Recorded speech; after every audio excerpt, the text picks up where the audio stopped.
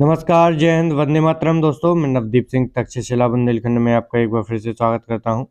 तो जैसा कि आप देख रहे हैं, रीट एग्ज़ाम 2025 के लिए हमारी जो प्रैक्टिस सेट की क्लासेस हैं वो लगातार रूप से चल रही हैं। पिछले कुछ दिनों से बंद थी, कुछ ज़रूरी काम आ गया था जिसकी वजह से। तो अब हम लगातार रूप से फिर से अपनी प्रैक्टिस सेट जो है वो चालू कर रहे हैं। तो ये आपका प्रैक्टिस सेट नंबर 6 है। इसमें हम अपने CDP का जो आपका एक टॉपिक है, मोटिवेशन और इमोशन, इसके जो आपके टॉप 10 क्वेश्चन हैं उनको डिस्कस करेंगे। तो आपको ज़्यादातर ऐसे ही जो क्वेश्चन है वो आपको रीट एग्ज़ाम में देखने को मिलेंगे। तो ये क्लास पूरी आपके लिए बहुत ही इम्पोर्टेंट है और बहुत ही कारगर साबित होगी आप सभी के लिए।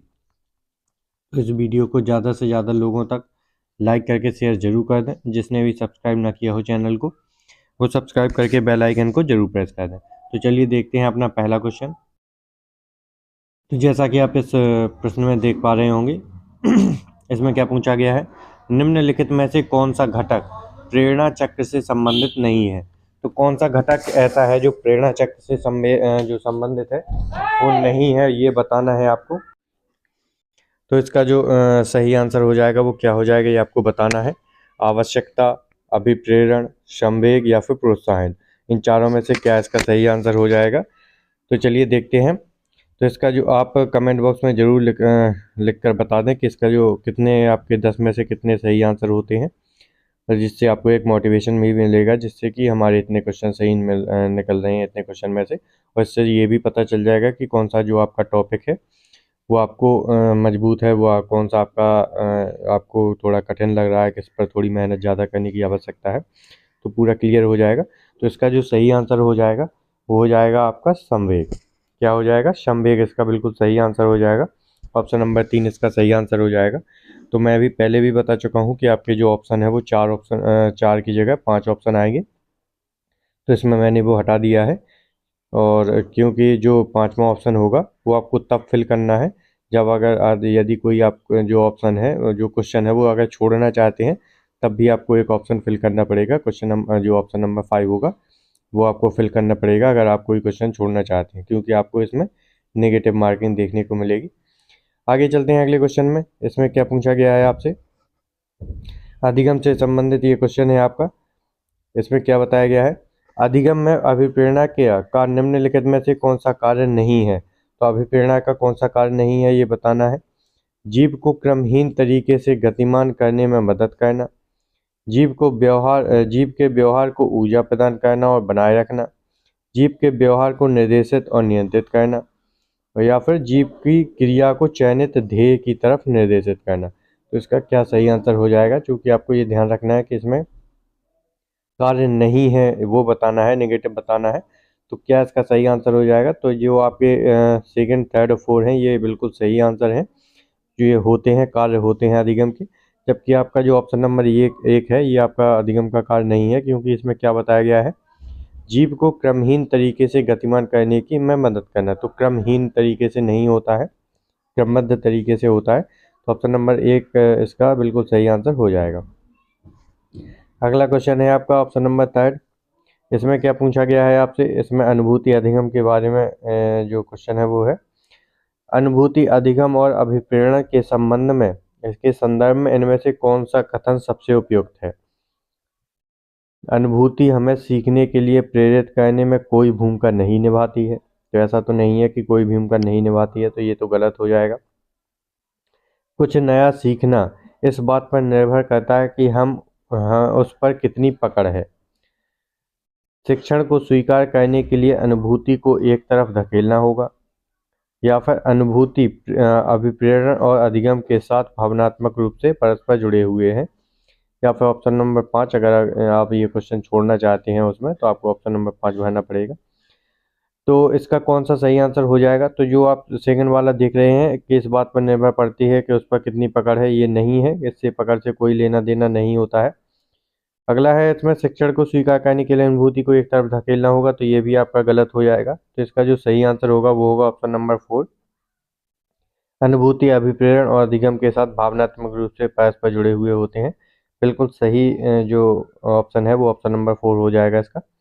आगे चलते हैं अगले क्वेश्चन में। इसमें क्या पूछा गया है, मोटिवेशन नामक अंग्रेजी शब्द की उत्पत्ति लैटिन भाषा के मूवेयर से हुई है। मूवेयर का अर्थ है, तो मूवेयर का अर्थ क्या है ये आपको बताना है।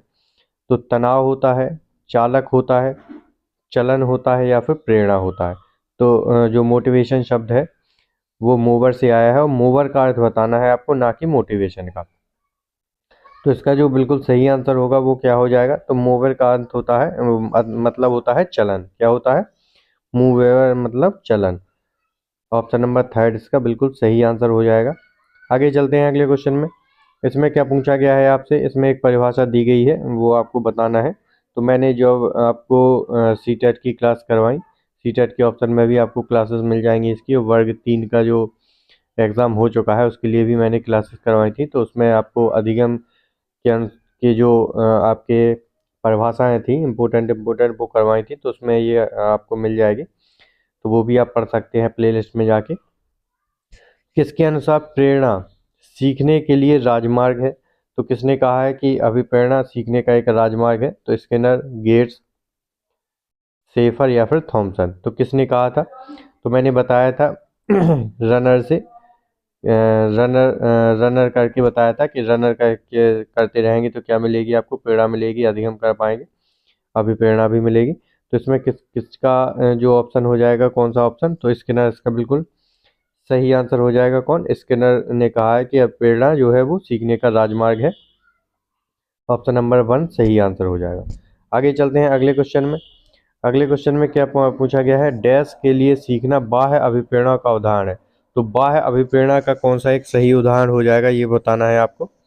तो जानने की उत्सुकता की पूर्ति, संप्रत्यय को समझना, दोस्तों के बीच लोकप्रियता पाना या संदेहों को दूर करना।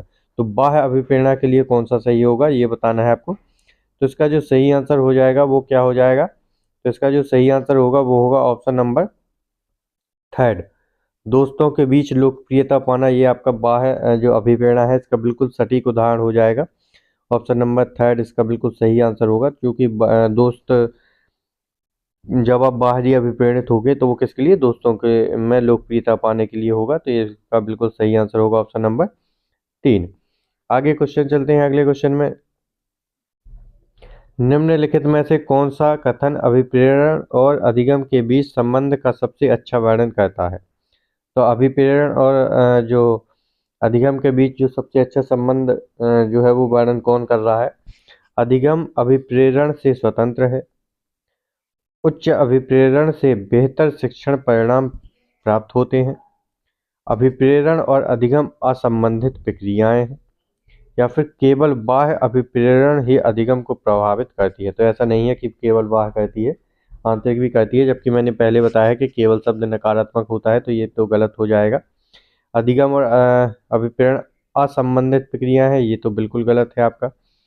और अधिगम अभिप्रेरण से स्वतंत्र है, तो ये भी नहीं होगा। तो इसका जो सही आंसर होगा वो होगा आपका ऑप्शन नंबर सेकंड, उच्च अभिप्रेरण से बेहतर शिक्षण परिणाम प्राप्त होते हैं। बिल्कुल सही बात है। तो ऑप्शन नंबर सेकंड इसका बिल्कुल सही आंसर हो जाएगा। आगे चलते हैं अगले क्वेश्चन में। इसमें आपसे क्रोध वगैरह से क्वेश्चन पूछे गए हैं। तो क्रोध भय एक प्रकार का है। तो क्रोध भय क्या होता है, अभिप्रेरण होते हैं, संवेग होते हैं, परिकल्पना होती है या मूल प्रवृत्ति है।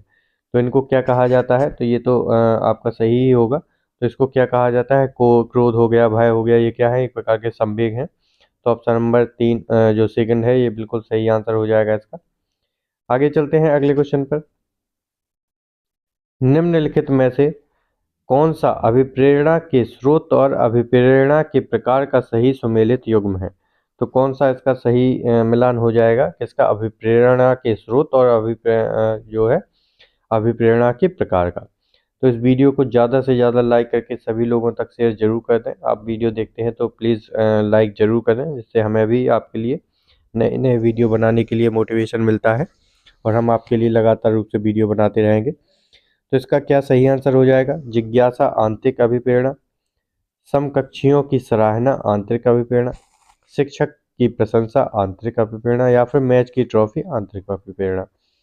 तो इसका जो सही आंसर होगा वो हो जाएगा आपका ऑप्शन नंबर 1 जिज्ञासा।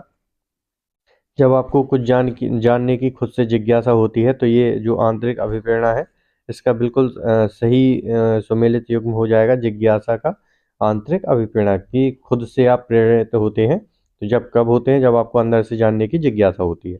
तो ऑप्शन नंबर 1 इसका बिल्कुल सही आंसर हो जाएगा। ये आपका लास्ट क्वेश्चन है 10वां। प्रेरणा एक प्रकार की स्थिति है, तो कैसी है? मनोवैज्ञानिक, भौतिक, प्राकृतिक या फिर खंडित? तो इनमें से क्या सही आंसर हो जाएगा? प्रेरणा कैसी स्थिति है? तो प्रेरणा एक कैसी स्थिति है? एक मनोवैज्ञानिक स्थिति है। कैसी? मनोवैज्ञानिक। तो इसका ऑप्शन नंबर जो 1 है और बिल्कुल सही आंसर हो जाएगा। प्रेरणा एक मनोवैज्ञानिक स्थिति है, तो ऑप्शन नंबर 1 इसका बिल्कुल सही आंसर हो जाएगा। तो ये आपके जो टॉप 10 क्वेश्चन थे ये कंप्लीट हो चुके हैं। इनमें से कितने आपके सही जो निकले हैं वो आप कमेंट बॉक्स में ज़रूर बता सकते हैं कि कितने ऑफ क्वेश्चन आपके सही हुए हैं। तो इस वीडियो को ज़्यादा से ज़्यादा लाइक करके आपने आपके जो सभी दोस्त वगैरह हैं आप उन तक ज़रूर भेज दें, जिससे सभी को इसका लाभ मिल सके। और हम आपके लिए लगातार रूप से और भी क्लासेस लाते रहेंगे हिंदी ईवीएस वगैरह की। तो चैनल को सब्सक्राइब जरूर किए रहें जिसने भी सब्सक्राइब ना किया हो। तो चलिए मिलते हैं अगली वीडियो में। जय हिंद दोस्तों।